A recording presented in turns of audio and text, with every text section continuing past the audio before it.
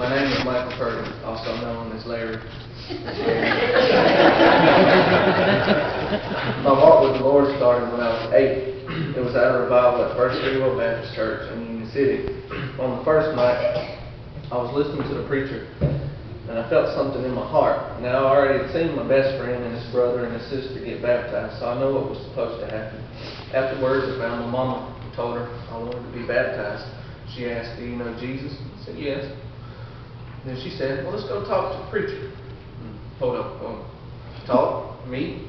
And you see, I was and still am a very shy person, so I told her I would later. Must have been the devil at work, needless to say. I never went to talk to him. After that, we stopped going to that church, and my mama started going back to Piney Grove in Fairburn, where she went to church as a little girl, and my grandfather was a deacon. I didn't like it because there wasn't many kids, and they didn't have much fun stuff to do, so I stopped going. A couple of years passed by, and when I was 12, things really started going downhill. My half-brother, Matthew Griffin, decided to take his own life. He was 18.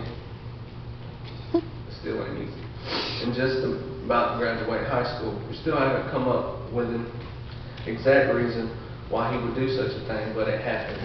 We as a family were destroyed and lost. Mama found relief by helping and volunteering with LifeLink, and I found relief by getting in trouble. And I stayed in trouble and fighting also. All the while keeping good grades so Mama would be happy. I pushed everyone away, including Lindsay.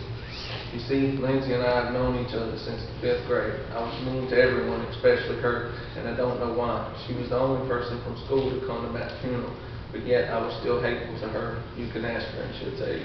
I stayed in trouble from 6th grade until I graduated from high school and then some. I'm talking ISS, OSS, and even court cases, but still nothing too serious. Something or someone must have been watching over me.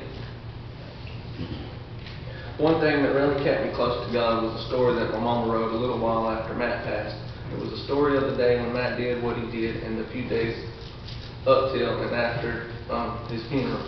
And I'd like to read a part from it that has stuck with me through thick and thin.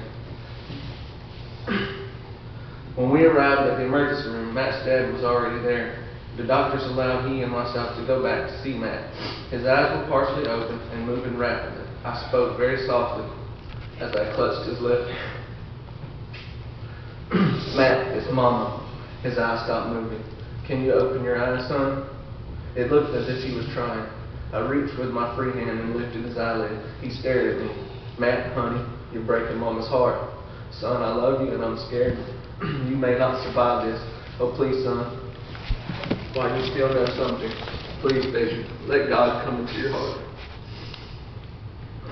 I can't stand this, son, but worst of all, I can't stand the thought of you going to hell. Oh, please, baby. Are you hearing Mama and doing what she asked?" Miraculously, his right arm came up and pointed straight to heaven. All I could say is, "Thank you, Jesus." Matt seemed to want me to let go of his eyelid. This I did, and he squeezed a tear out which ran down his face and dropped into my hand. I knew right then he had heard and obeyed and was on his way to heaven. That really showed me the power of God, how he could give Matt the strength to throw his hand up like that. It was, and still to this day, amazes me.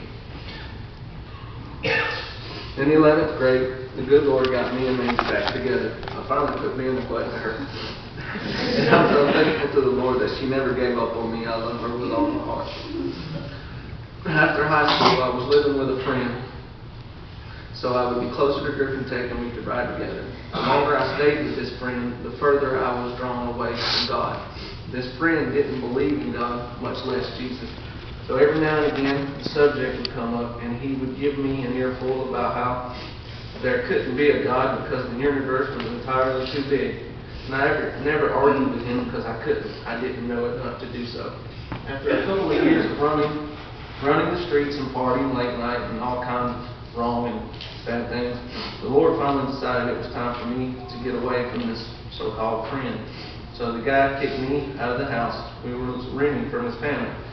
So now me and Lindsay became nomads for a year. First we lived with some other friends, then with her cousin, and then finally wound up sharing an apartment with my other half-brother, Jody.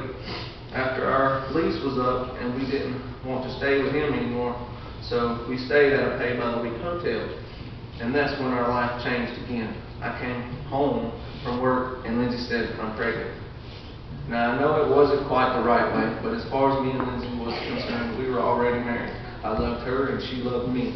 We just hadn't had the money or time to make it official.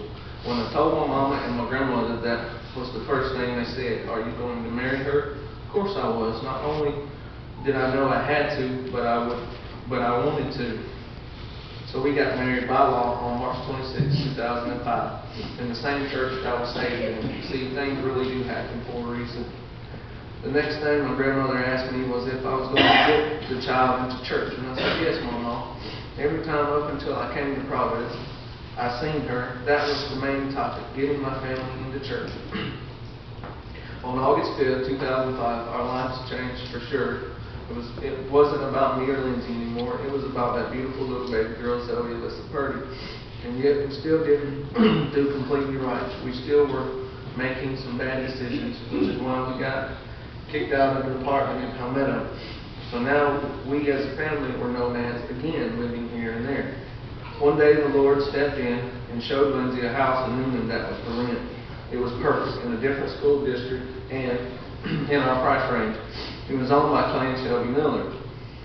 We came and seen the house and was ready to move in that day. Before we left, they asked us to come to church. And we said we will, like everyone does.